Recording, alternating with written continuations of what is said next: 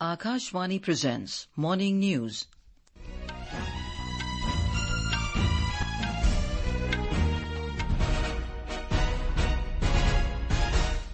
Good morning. I'm Anuja Kumar. The headlines. International Monetary Fund raises India's growth forecast to 6.3%. Prime Minister Narendra Modi says, powered by strength and skills of people, India is a global bright spot. President Droupadi Murmu to embark on a two-day visit to the Union Territory of Jammu and Kashmir. 8th BRICS International Competition Conference to begin in New Delhi today. Israel recaptured some areas of Gaza Border, fighting against Hamas intensified. U.S. Secretary of State Antony Blinken to air dash to Israel today. And in ICC Men's ODI World Cup cricket, India to face Afghanistan in New Delhi today. And now the news in detail. Prime Minister Narendra Modi has said that powered by the strength and skills of the people, India is a global bright spot, a powerhouse of growth and innovation. Reacting to International Monetary Fund IMF's report forecasting India's economic growth for the current fiscal year to 6.3% from 6.1%, in a social media post, Mr. Modi said the government will continue to strengthen the journey towards a prosperous India, further boosting the reforms trajectory. IMF yesterday raised India's GDP projection to 6.3%, even as it slashed the global growth forecast to 3%.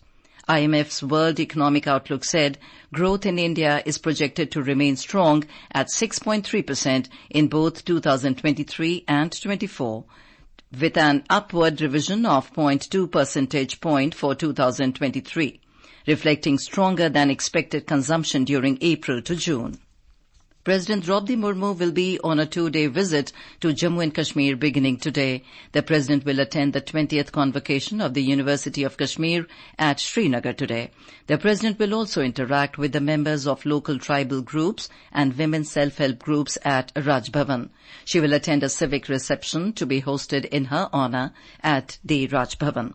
Tomorrow the President will visit Sri Mata Vaishno Devi Shrine, where she will inaugurate the remodelled Parvati Bhavan and the Skywalk. Details from our Srinagar correspondent. The Kashmir University is all set to commemorate academic excellence and celebrate the achievements of its students at the 20th convocation scheduled to take place today in the university's convocation complex. President of India Droupadi Murmu will grace the occasion as the chief guest and is scheduled to deliver the convocation address. On the occasion, she will present degrees and medals to outstanding scholars. President Murmu will also interact with the members of local tribal groups and women self-help groups at Raj Bhavan in Srinagar. She will also attend a civic reception to be hosted in her honour at the Raj Bhavan. Tomorrow the President will visit Sri Mata Vaishno Devi Shrine in Riyasi district of Jammu division, where she is scheduled to inaugurate remodelled Parvati Bhavan and Skywalk. This is Sunil Kohl for Akashvani News from Srinagar, Kashmir. Presiding officers of the parliaments of several G20 member countries have started arriving in New Delhi to take part in the 9th Parliamentary Speakers Summit, or P20 Summit, which is scheduled to commence on Friday. Speaker of the Parliament of Bangladesh, Dr. Shirin Sharmin Chaudhary, arrived in the national capital yesterday. President of the Senate of Australia, Sue Lines, and Speaker of the House of Representatives of Australia, Milton Dick, have already arrived. Apart from G20 countries, 10 other countries and international organizations will participate in the two-day summit. Presiding officers of the Pan-African parliaments will be participating in the P20 summit in India for the first time. Prime Minister Narendra Modi will inaugurate the summit on the 13th of this month. External Affairs Minister Dr. S. Jaishankar will attend the 23rd Council of Ministers meeting of the Indian Ocean Rim Association in Colombo today. The External Affairs Ministry said that at the meeting, India will assume the vice chair role of the Indian Ocean Rim Association for 2023 to 25, leading to chairship for 2025 to 27. The 8th BRICS International Competition Conference will be held in New Delhi from today. Briefing media in New Delhi yesterday, Chairperson of the Competition Commission of India, Ravneet Kaur, said the theme of the conference is New Issues in Competition Law and Policy, Dimensions, Perspectives and Challenges. She said the conference is a seminal event to be held in India after a decade. Ms. Kaur said more than 600 delegates from the competition authorities of BRICS and non-BRICS nations, competition law experts, non-government advisors and domestic invitees are expected to participate in the conference. In Madhya Pradesh, every possible effort is being made by the Election Commission to provide easy and quick voting facilities to the voters. Voting will be held in Madhya Pradesh on the 17th of November and counting of votes will take place on 3rd of December. More from our correspondent.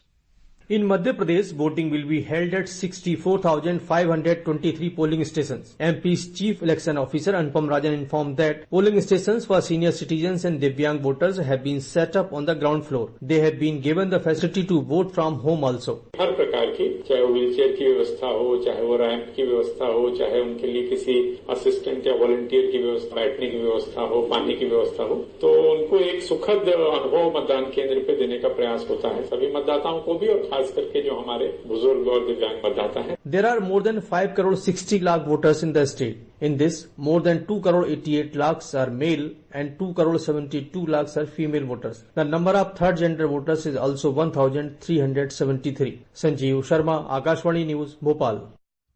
Union Home Minister and senior BJP leader Amit Shah has launched BJP poll campaign in Telangana by holding a public meeting in Adilabad.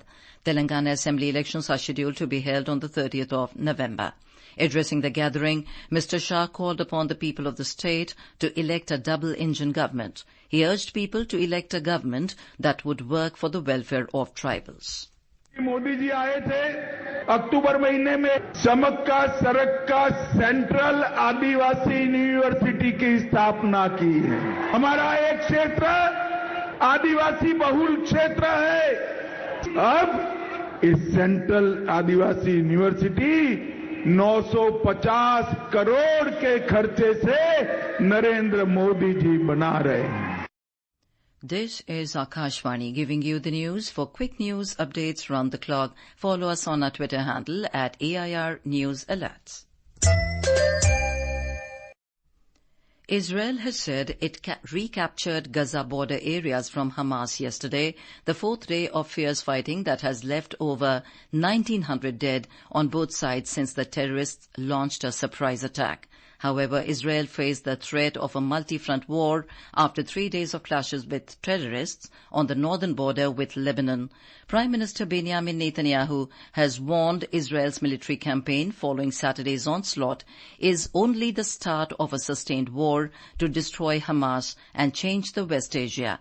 Fears of a regional conflagration have surged ahead of an expected Israeli ground incursion into Gaza, the crowded, impoverished enclave from where Hamas launched its land, air and sea attack on the Jewish Sabbath. The Israeli army has called up 3 lakh reservists and massed tanks and other heavy armor, both near Gaza and on the northern border with Lebanon, where exchanges of fire continued. The military has said its forces had largely reclaimed the embattled south and the border around Gaza and dislodged holdout Hamas terrorists from more than a dozen towns and kibbutzim. But late Tuesday in the southern Israeli city of Ashkelon, troops backed by helicopters and drones exchanged fire with several terrorists, leaving 3 of them dead, the army said. A new barrage of rockets was also fired from Gaza towards Ashkelon. This conflict is compared with Yom Kippur War, when Israel fought against Egypt and Syria simultaneously in 1973. Prime Minister Narendra Modi had earlier spoken with his Israeli counterpart Benjamin Netanyahu on the terror attack by Palestinian group Hamas on Israel and the subsequent conflict. Mr. Modi reiterated that India strongly and unequivocally condemns terrorism. Meanwhile, the United States has rushed aid to Israel as the fighting against Hamas intensified. U.S. Secretary of State Antony Blinken will air dash to Israel today. U.S. State Department spokesperson Matthew Miller said that Blinken will be arriving in Israel tomorrow to meet with senior Israeli leaders. He added that Blinken will then head to Jordan to meet with the senior officials there. Earlier, U.S. President Joe Biden said that in the wake of the deadly Hamas attack on Israel, the local and federal law enforcement partners in the U.S. cities are closely monitoring for any domestic threats. The U.S. President said he spoke with Israeli Prime Minister Benjamin Netanyahu about the appalling Hamas terrorist attacks in Israel. Mr. Biden said he offered America's support and reiterated his unwavering commitment to Israel's security. He also affirmed to the Israeli Prime Minister that the U.S. will continue to make sure Israel has what it needs to defend itself and its people. This attack has brought to the surface painful memories and the scars left by a millennia of anti-Semitism and genocide of the Jewish people. So in this moment, we must be crystal clear. We stand with Israel. Raksha Mantri Rajnath Singh has said that India offers exciting opportunities for co-development and co-production in the defence manufacturing sector. On the second day of his visit to Italy, Mr. Singh yesterday met the CEOs and other top industry leaders of the Italian defence companies in Rome. Prime Minister Narendra Modi will visit Uttarakhand tomorrow. In the morning, he will reach Jolingkong in Pithoragarh district, where he will perform puja and darshan at Parvati Kund. The Prime Minister will also seek blessings from the holy Adi Kailash at this place. The area is well known for its spiritual importance and natural beauty. The evacuation process in disaster-affected areas of North Sikkim in Mangan district has gained momentum. On Tuesday, 2 Mi-17 helicopters, 2 Chinook helicopters and 1 Cheetah helicopter deployed by the Indian Air Force evacuated 176 stranded persons and 1 casualty through 39 sorties. Around 35 tons of relief materials were sent to cater to the army and the civilian population of Lanchon, Lachung and Chungthang. In Arunachal Pradesh, Indian Space Research Organisation or ISRO, in collaboration with Vigyan Bharati, Vibha, is organising an exhibition called Space on Wheels program in East Siang district. The program, which features a mobile exhibition vehicle showcasing sophisticated models of satellites, launching vehicles and communication systems, aims to bring the wonders of space exploration to the doorstep of students and enthusiasts across the region. In the 2-day program in the district, on the first day of the exhibition was held at JN College, Pasighat yesterday, where over students from various schools and colleges participated.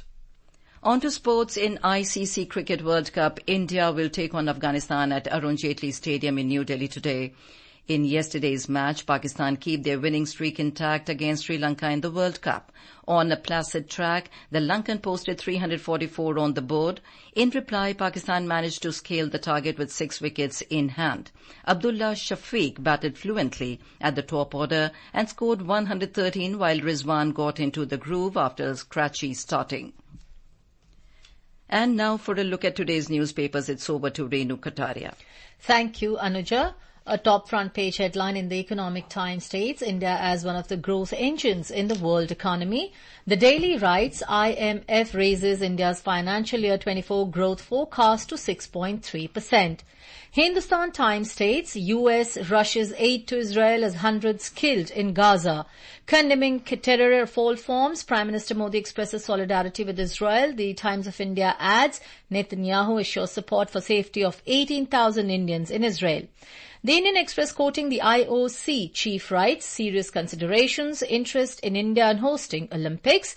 Another headline in Hindustan Times says world could breach dire 1.5 degrees Celsius threshold, flagging a tipping point in the climate crisis. And finally, a headline in the Tribune reports Gagandeep Kang makes it to the US National Academy of Medicine as the Shimla-born becomes the third Indian scientist to join the coveted group. And with that, it's back to you, Anuja.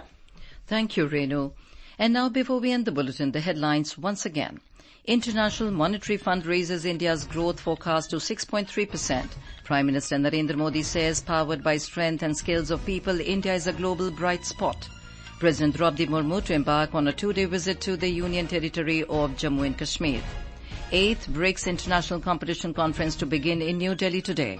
Israel recaptured some areas of Gaza Border. Fighting against Hamas intensified. U.S. Secretary of State Antony Blinken to air dash to Israel today. And in ICC Men's ODI World Cup Cricket, India to face Afghanistan in New Delhi today. And with that, we end the morning news. Have a nice day.